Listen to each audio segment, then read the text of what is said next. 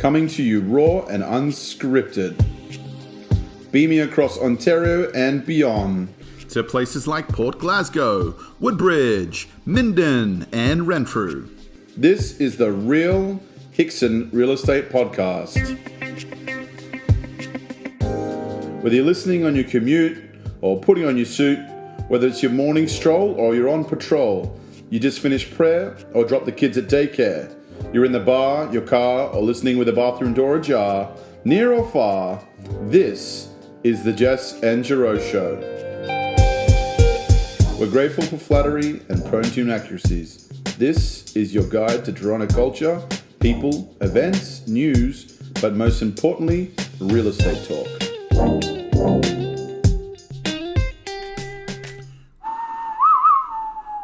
La la la. Yes, it's high noon in the town of the GTA real estate market. Tumbleweeds cross the path as two cowboys are in a standoff. On the one side, the sheriff's sailors twirling their thumbs above their holster. The town ain't as lucrative as it once was. On the other side, the new guy in town. And after seeing the mortgage broker, the buyer has a few less bullets in his gun, but could still be ready for a shootout. Tune in about 2 to 4 weeks to see how it all unfolds. Okay, that describes Jess, things. what did you think of that? I've got to turn that into something. Yeah, it's a really picturesque way of describing I thought that was a market. masterpiece. Guys, welcome to this show. As you could probably tell, the show is titled the GTA 4 Market Standoff. And so I just wanted to do a little fun intro in regards to that. Did you feel like you were there? I felt like I was there. Yeah, the tumbleweed was passing me by. You heard the tumbleweed? What about the whistles? I think I was on point for that stuff. Yeah, it was very well done. Okay, well, I'm glad I got your approval. Yeah, and How my about- attention. Well, yes, you didn't tune into any weird podcast. You are here for the Hickson Real Estate Podcast. And Original recipe, just straight up, non-scripted. Well, that was a little scripted, to be fair. That's about as scripted as it gets here. But we are here today to give you, usually these podcasts are more about concepts. We have a few little concepts in here today, but it's mostly about just a market update because we are really at a threshold here, a precipice, if you will, really at a very interesting point in the market that we will chat about. And, as we usually say, we don't have the crystal ball. I wish I did because it's going to be very interesting fall market. It is already. We will get that into a second, but we have bigger news. I don't know if it's possible. We have bigger news, guys. If you haven't already got some puppy therapy from our latest posts, we have Alfie in our lives now. He's the sweetest little Westie. New addition. Sweetest when you see him, but when he's home and he gets bored enough, he starts doing the biting, and it's sore, but it's it's beautiful puppy love. Yeah, we love him. He's a little sweetheart. And for those of you who are curious out there, he's actually Beau's half brother, same mother, different father, 7 years apart. And serendipitously, Beau was the first of the litter, and Alfie was the last of the litter. Isn't that cute? Isn't that sweet? Yeah, and they're best friends. And they are best friends. Beau growls a little bit and says that he gets annoyed with Alfie, biting his face and stuff, but I think he secretly loves him. You can also follow along on Alfie and Beau Instagram. Oh, that's a plug. Yeah. What's the account called? Sorry. Alfie__Beau. Oh, that's cute. Yeah. And you posting some stuff there? I think I've seen a couple of photos. That's fun. Don't you follow me? I do, but I got to get more into it. Okay, so let's get into some real estate talk. Enough Alfie talk, Jess. You always going on about him. Yeah, me. Okay, so what is happening? As we've kind of prefaced, it's a very interesting market. Now, what people aren't talking about is the fact that there are much better opportunities and a much more balanced market than it has been in the last 2 years. Yeah. Buyers are able to be picky and have time and think things through and not just play by emotions. Like they can use their logic. We've had, offer presentations and, the bullies and all this kind of negative seller pro news, that it's nice to hear that the buyer has a little bit of positive news in their favor. Now, obviously, the only other thing negative in that situation is that the interest rates are much higher than they have been. But we're going to get into talking about that as well. Basically, I'm looking at 3 very different markets. In Toronto is one market, as we all know. The outer GTA is another market, and then obviously cottage country and kind of rural Ontario is a much different market. So we are seeing a massive pickup in activity in Toronto. Yeah. Across the board. Mostly the townhouses, detached, semi-detached. Mm-hmm. Okay? So we are seeing, across the board in all 3 markets, we are seeing a huge pickup in new listings and active listings. Yeah. This includes homes that were kind of sitting and not selling over the summer. We did definitely have sales over the summer, and good stuff was definitely selling for like a reasonable price. But some stuff has basically been relisted, which is feeding into the numbers of new listings and current active listings. So we have in Toronto, the only thing I can see that's not selling as much right now, like the total sales is not following the new listing amount, is probably the entry-level condo market. I think that the interest rates are kind of affecting the buying power. Yeah, first-time home buyers are drastically affected. And even people that are kind of upgrading maybe from a condo to a townhome, or like they were hoping to get maybe like a semi or detached, they're kind of having to sacrifice on like size. Yeah. And so they're more maybe they're looking at maybe like a bigger condo, like a 2 or 3 bedroom condo, or like a more like a loft style or something like that. So we are seeing that the sale amount is going up, and the only way to explain that really is that more expensive condos are selling. Mm-hmm. Yeah. So then we go into the semi. I mean, look, the semis are kind of always in demand. It's always, especially in Toronto, there's always a good market for that. The detached stuff is selling as well. There is definitely been a pickup in the interest. And when we start shifting to outside the GTA, we get into much more balanced markets. Yeah. A lot of listings coming out. A lot of inventory out there. Stuff is still selling, but the way I always see these things is it's a ripple effect. Toronto is, usually the hottest area in any market, and it'll cause a ripple. Especially if the prices start going up again and there's less inventory, but the main less thing choice. Is the days on market. Like things are taking a little bit longer. Yes, that's the main thing. But things are still selling. It's just not selling one day on the market. Oh my God, give me all my money. That's the thing. Like, we're so accustomed now to things, going off a presentation, selling within a week, and getting 100 offers, or getting a bully offer, getting a preemptive offer, and oh my God. But now we have to settle back into these are more real markets. Yeah. These, whether that you call them the in-between markets, or you think it's going to get worse, or you think it's going to get better. This is, as we said, it's a more balanced market. It's actually more fair. Sellers have to be more patient in certain areas and neighborhoods. Yeah, and if they're looking for a specific price, like it is going to take a little bit longer. Yeah. Going back to the whole standoff concept, this is really where we're at. We have sellers on one side, they've seen big prices, maybe from March of last year or previously. They maybe are not as accustomed to the new prices. If you really look at the 3-year, the 5-year, and the 10-year, we're way up to where we were. Yeah, definitely. So, if you've had your home for at least 3 to 5 years to 10 years, you're doing well. You have to adjust to the new expectations, which is really on the other side of the standoff, is the buyers that are, some of them ready to buy. It's just that, as I mentioned, they've been to the mortgage broker and they just have less purchasing power. Yeah. It's not about the interest rate. Everyone is in a different position. Everyone will get a different rate and a different scenario. But the reality is the buying power. But also, if the sellers understand that they may not get as much for their home, but then the thing that they go to buy it is also going to sell for a little bit less than it would have. So yes, you're buying and selling in the same market. Exactly. You're always buying and selling in the same market. And another interesting point is we don't know if maybe this is going to be a better market than like the spring market. I think a lot of people might be thinking ahead, I'll just wait till the spring market to sell. But we don't know what's going to happen. And it's always wise to deal with the market that you have in front of you rather than the unknown. Of course.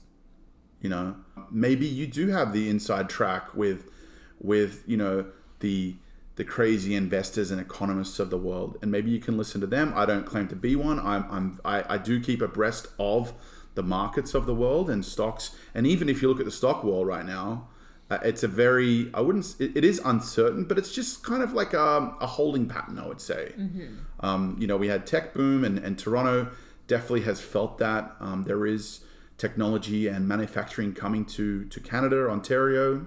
And yeah, it's just interesting to kind of keep abreast of that. But it's we're also, I feel like, in a bit of a standoff in that regard as well. Some investors looking for bonds and, you know, GICs and all that kind of stuff, and vice versa. But we're not going to get too much into that. If we talk about the third market, which is the cottage country, I just think we're seeing a real hangover out there. There's a lot of inventory. Like, if you're in the market for that, you are like lucky, because there's a lot of choice. Now, you know, like the prices are still up over, compare it to, you know, 2019 or before that. Oh yeah. You know, we had a fake market, not a fake market, just like an outlier market, which was the pandemic, that where everyone decided to move out to not only the suburbs or rural areas, but to, you know, cottage areas country. Even. Yeah. And you can, by the way, go check out all my podcasts. I said there was going to be a hangover, and that we're now currently seeing the hangover. And why are we seeing this? Well, I think some people struggled with being able to identify exactly where they would be with their job and their lives in 3 to 5 years. We're now in 2023, which is, you know, 3 and a bit years since the pandemic really started. Depending, you know, since it started. Some people thought they could work at home forever. Some people moved out to other provinces that were much cheaper to buy, and thought that they could hold on to their Toronto jobs. And employers, and I think I've mentioned this once or twice before, employers don't allow that now. Yeah. They say you must live in Toronto and get Toronto wages. Or you have to come into the office 1 or 2 times a week, and if you live 2.5 hours, 3 hours away, it's not realistic. Yeah. Or there's the hangover of moving to these smaller towns. And by the way, I'm always shouting out these small towns. I love them. We love to visit them, especially like the coastal towns and the beach towns in summer. You know, I love personally myself. I've, you know, only been here for 9 years, and just discovering all these fantastic little towns, right, Jess? Yeah, we love it. Our little road trips, and now we can take Alfie on our little road trips. That's cute. Yeah, for sure. But, you know, these towns are fantastic, and I'll always say nice things about them.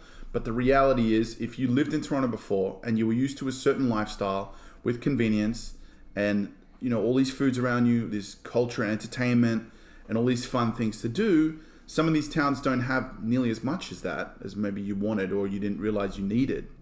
And so, you know, people are moving back, as we said, for either work or they kind of miss that old lifestyle.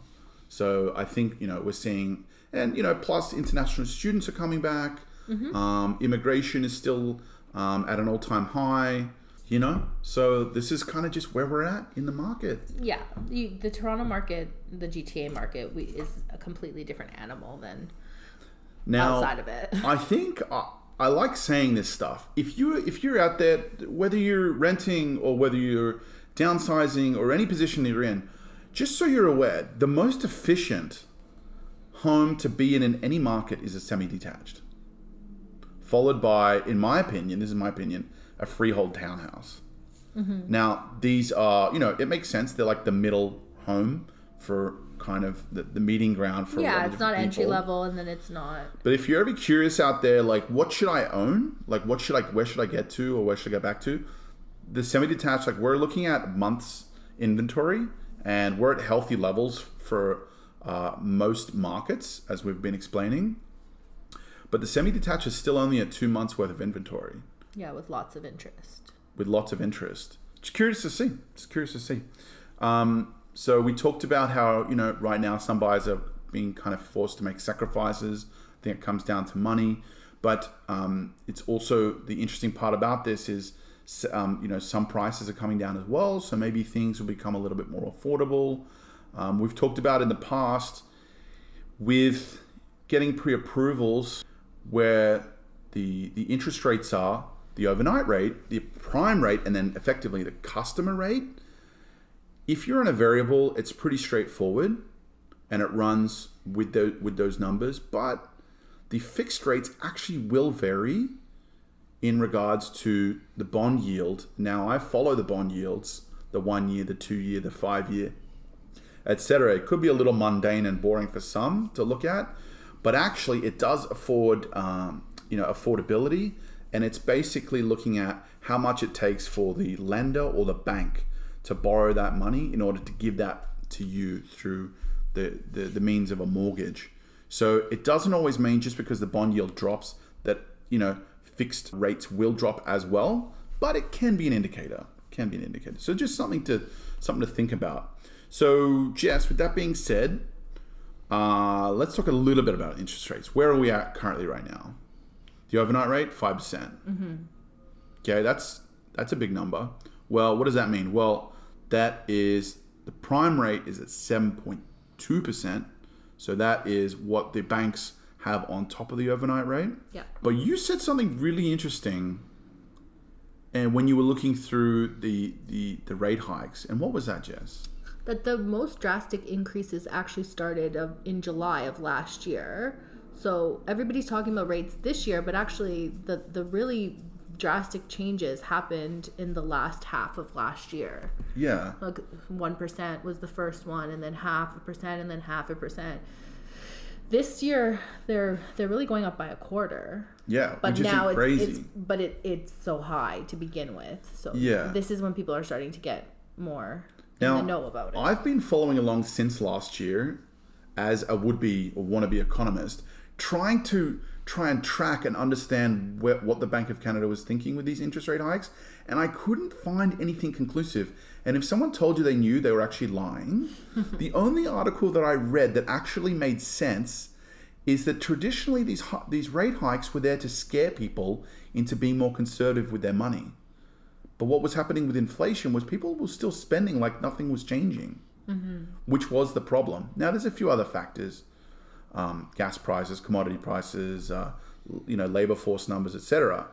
But we noticed how, just as you said, we didn't really start talking about interest rates seriously until kind of like beginning of this year. And by spring, people were freaking out. But then they held. And then the market went crazy. We had a big spring market. Mm-hmm. Not huge, but it was pretty big. Yeah, for a few weeks. And then people thought, oh, that's it. That's kind of it. But then they rose them, and I think that scared people. I think they said that was the final. Yeah, and people, like, a switch went off, and people were like, well, what happens if they keep raising them? Like, we didn't think they were going to raise them this far, but now. So that article was literally like, they're going to raise interest rates because we expect them to drop. Yeah. And that's the only really sense that I made from that whole situation. Yeah. And so now they're going for, not to be too boring, but they're going for like a soft landing is what they're calling it. Trying to tame inflation numbers, all that. I think we've all heard that by now. Yeah. And this is not an interest rate conversation. No, it's not. And if we're not mortgage specialists at all. If you really want to talk this stuff and kind of future advice and where interest rates are going to go, et cetera, reach out to your favorite mortgage brokers. We've had a couple on here that we like. You can go back into those episodes and they have some. Like the last episode with Sean was stunning. That was phenomenal. Stunning, yeah. Loved it. He's so insightful. He's great. Okay. So we've explained the mentality of those kinds of things. We're looking at the numbers.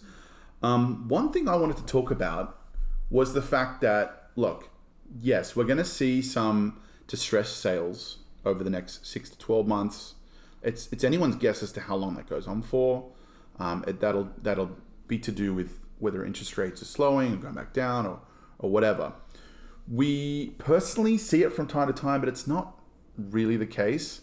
We don't have a bigger issue as the US does. We have a lot of good things in place with our lenders, such as the stress test, etc., to kind of keep that in check. But yeah, we will definitely see those things.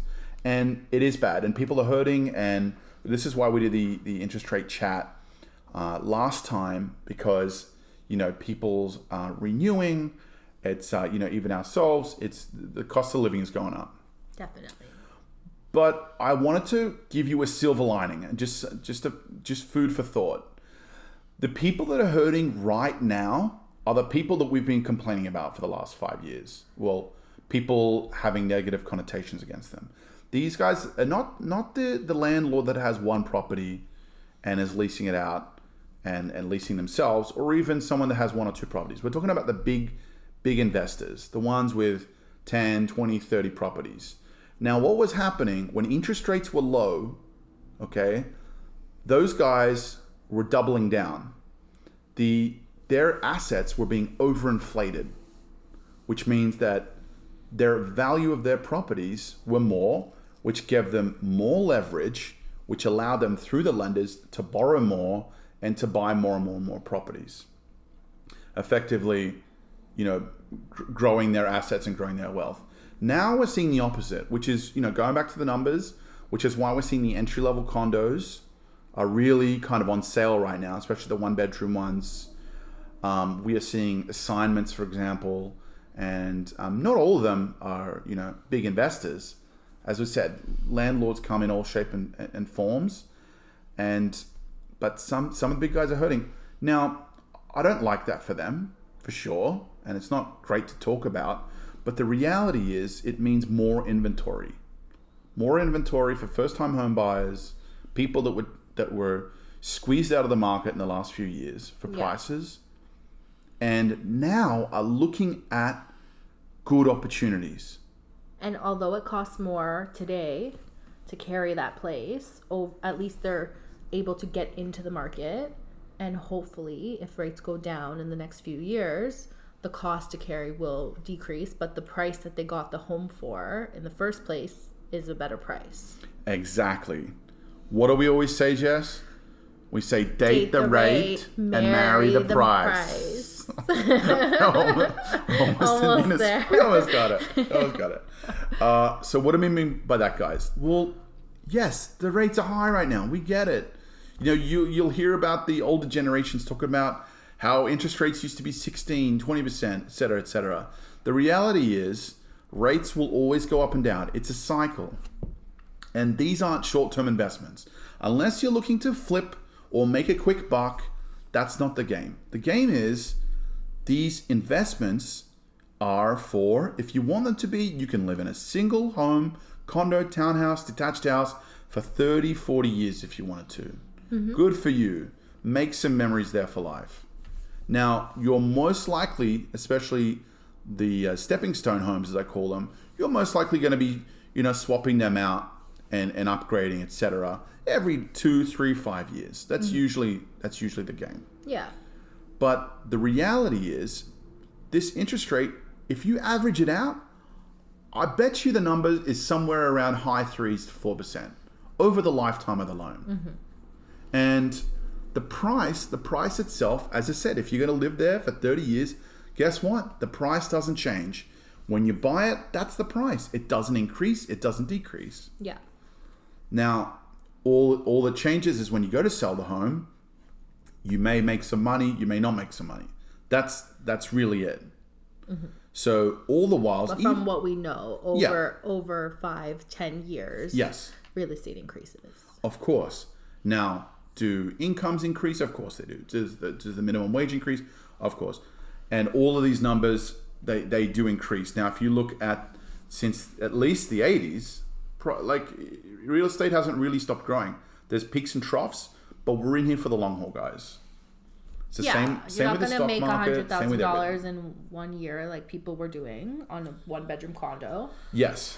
But, you pay down your mortgage and you move on to the next one after 3-5 years. Now, I always talk about the GTA, but Toronto especially.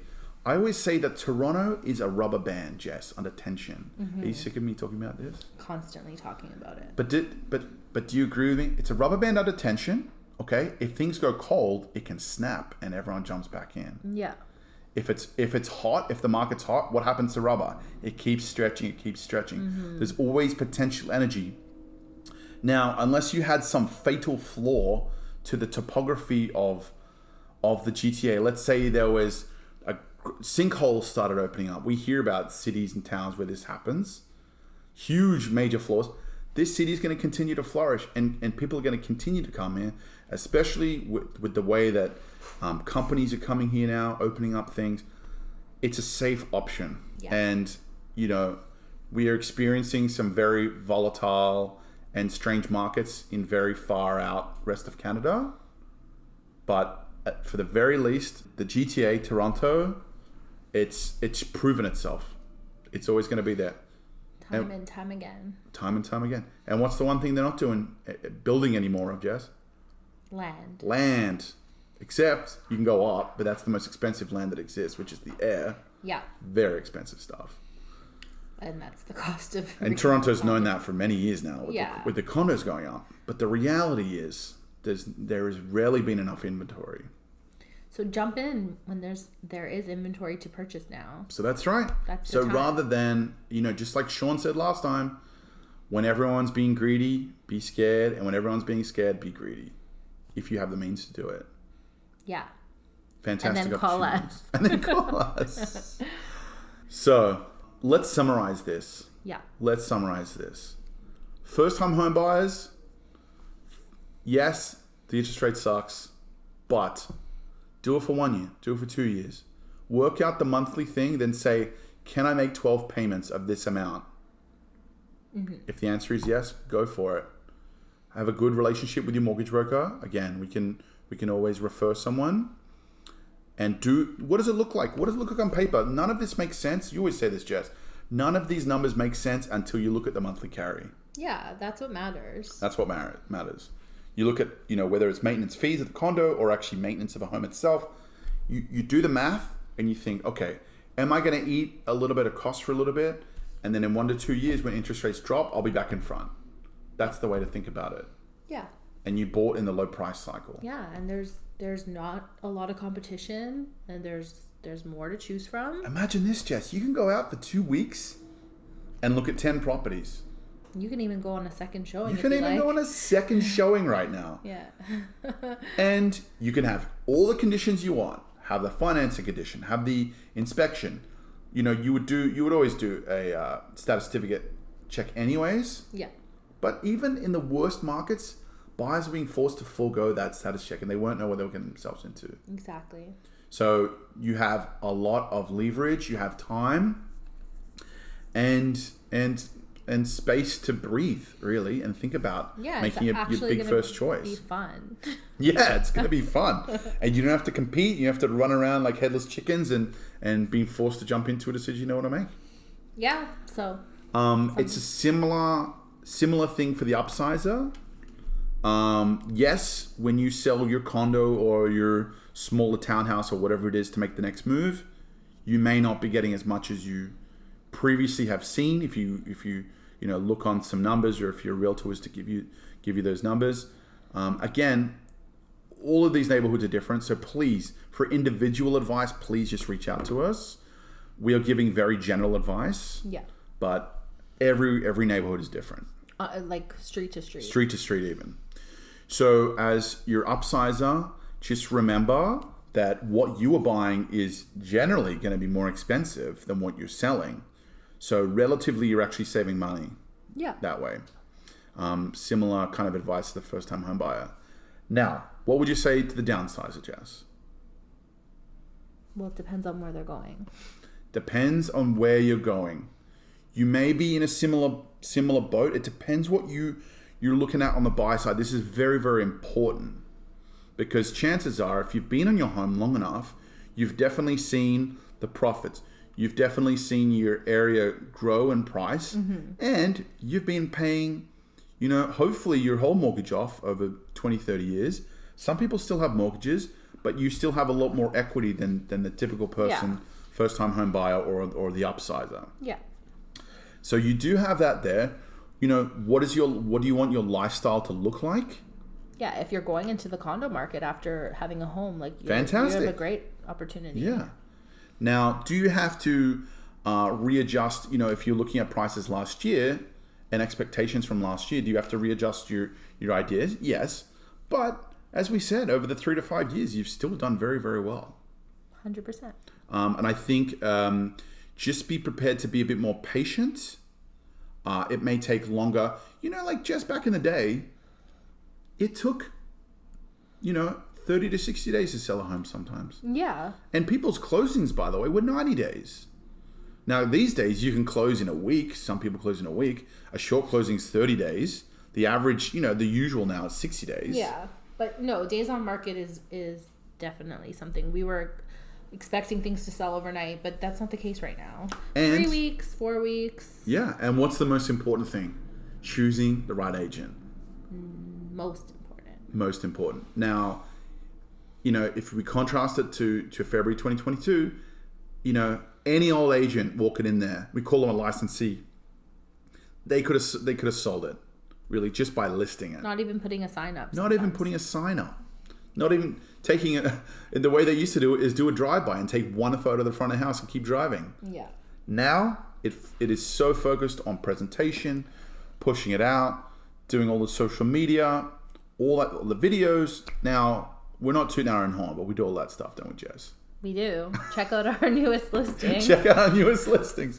But yeah, it is really important. And, not to comment on any agents, but we see some poor presentations out there. We see some lackluster performances. And now's the time to really care about your sellers and really take care of them and do all of the right things that you need to do.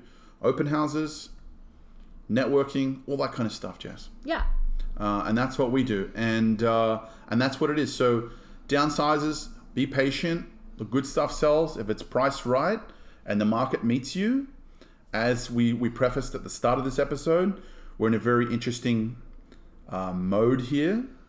We'll see how much the buyers come out. It'll happen over the next 2 to 4 weeks. Yeah. It may even trail closer towards December, of course. Usually, traditionally, the 2 weeks just before Christmas, things, obviously slow down, stagnate and slow down, and they won't pick up again until probably mid-January, if that's the case. But yeah, we will see what happens in the market. It changes like day to day, week to week, so we'll see. Day to day, week to week. Any final words, Jess? Don't give up. Don't give up. Reach for the stars. Reach for the stars. Because if you fall, you land amongst them. Is that the term? Reach for the moon. Because if you fall, you'll land among the stars. Oh, fantastic! Yeah. Thank you for the clarification. You're welcome.